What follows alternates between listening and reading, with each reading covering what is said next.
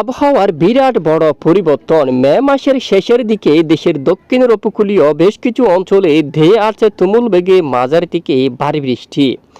তো কোন কোন জেলায় হতে পারে এই ঝড় বৃষ্টি জানতে হলে ভিডিওটি শেষ পর্যন্ত দেখুন। চলমান আবহাওয়ার পরিস্থিতি, দেশের বেশ কিছু এলাকায় আকাশ আংশিক মেঘলা নিয়ে পরিষ্কার, বৃষ্টির কোনো দেখা নেই। বাংলাদেশের বেশিরভাগ এলাকায় মৃদু থেকে মাঝারি ধরনের তাপপ্রবাহ বয়ে যাচ্ছে। পশ্চিমবঙ্গের অনেক এলাকায় তীব্র তাপপ্রবাহ বয়ে যাচ্ছে। এই গরমকে ঠেকাতে দেশের কয়েকটি এলাকায় দেয়ে আসছে কালবৈশাখী বজ্রসহ ঝড় বৃষ্টি আগামী কয়েকদিনের মধ্যে। এছাড়া 20 তারিখের পরপরই 25-26 তারিখ এছাড়া একদম মাসের শেষের দিকে দক্ষিণ উপকূলীয় বেশিরভাগ অঞ্চলে তুমুল বেগে ধেয়ে আসছে মাঝারি থেকে প্রবল ভারী বৃষ্টি।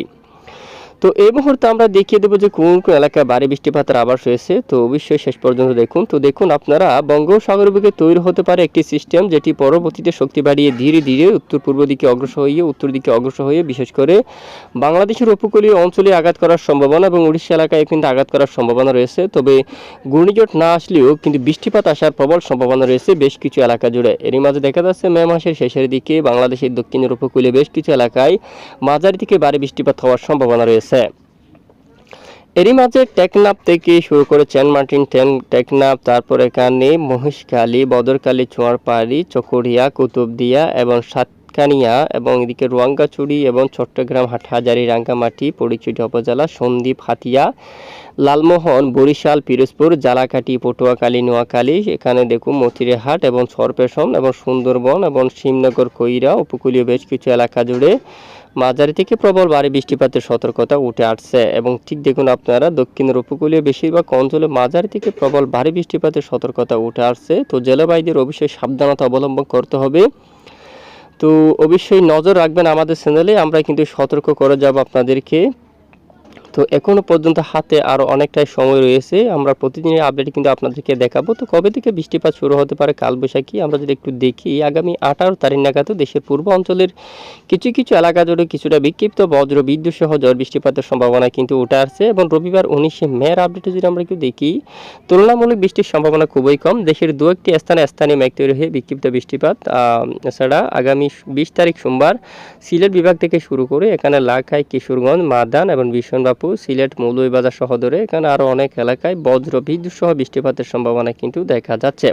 এবং 20 তারিখ নাগাদ আরও কিছুটা বৃষ্টি রাজশাহী এবং খুলনা বিভাগের উত্তরে, ঢাকা বিভাগের কিছু কিছু অঞ্চলে, খুলনা বিভাগের অনেক অঞ্চলে বজ্র বিদ্যুৎ সহ কালবৈশাখী বজ্র বিদ্যুৎ সহ ঝড় বৃষ্টিপাতের সতর্কতা উঠে আসছে। এরপর মঙ্গলবার 21 মে থেকে দেশের একদম উত্তর পূর্ব অঞ্চলে, সিলেট বিভাগের বেশিরভাগ অঞ্চলে এবং গোলাপাড়া থেকে শুরু করে এখানে অনেক অঞ্চলে, গুয়াহাটি, উত্তরবঙ্গের বেশ কিছু এলাকায় বজ্র বিদ্যুৎ সহ ঝড় বৃষ্টিপাতের সম্ভাবনা দেখা যাচ্ছে। মূলত আগামী কয়েকদিন থেকে দেশের উপর হালকা মাঝারি বিক্ষিপ্ত বৃষ্টিপাত থাকার সম্ভাবনা রয়েছে। দক্ষিণ অঞ্চলের উপর বৃষ্টিপাত হওয়ার সম্ভাবনা খুবই কম রয়েছে, তুলনামূলক সম্ভাবনা কিন্তু খুবই কম।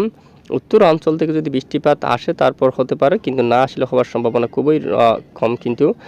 আর উত্তরে ময়মনসিংহ যদি মহানগর হুকুম হয় অবশ্যই বৃষ্টিপাত হবে। চিরাতগঞ্জ, সরিষাবাড়ি, ময়মনসিংহ, মাদারীপুর, এখানে কাপাসিয়া, নাগারপুর, উত্তরে বেশ কিছু এলাকায় আগামী 22 তারিখ নাগাদ মাঝারি থেকে ভারী বৃষ্টিপাতের সতর্কতা কিন্তু উঠে আসছে। এই মুহূর্তে চলমান আবহাওয়ার পরিস্থিতি দেখা যাচ্ছে দেশের বেশ কিছু এলাকায় আকাশ পরিষ্কার, কিছুটা মেঘের আনাগোনা। ভারতের বেশ কিছু এলাকায় মেঘলা আকাশ, সিঙ্গারুলি থেকে শুরু করে এলাহাবাদ, করবা, তারপর রুরকেল্লা, জাবালপুর সবটুকু এলাকায় দামবাদ দিয়ে এখানে মেঘ প্রবেশ করছে। এখানে কিছুটা বজ্রগর্ভ মেঘ তৈরি হতে দেখা যাচ্ছে উড়িষ্যা এলাকার দিকে, এদিকে বালুচর এবং এদিকে রুরকেল্লা এবং এদিকে খড়গপুর, ঝাড়গ্রাম, এখানে কিছুটা মেঘ তৈরি হচ্ছে, যেই মেঘগুলো ধীরে ধীরে বাংলার উপর প্রবেশ করতে দেখা যাচ্ছে পশ্চিমবঙ্গের উপর। এখানে কিছুটা বিক্ষিপ্ত বৃষ্টিপাত থাকতে পারে দু একটি এলাকায়, বাকি অঞ্চলের সম্ভাবনা কিন্তু খুবই কম রয়েছে। তো এ হচ্ছে আজকের একটি সংক্ষিপ্ত রিপোর্ট। এতক্ষণ আমাদের সাথে থাকার জন্য ধন্যবাদ।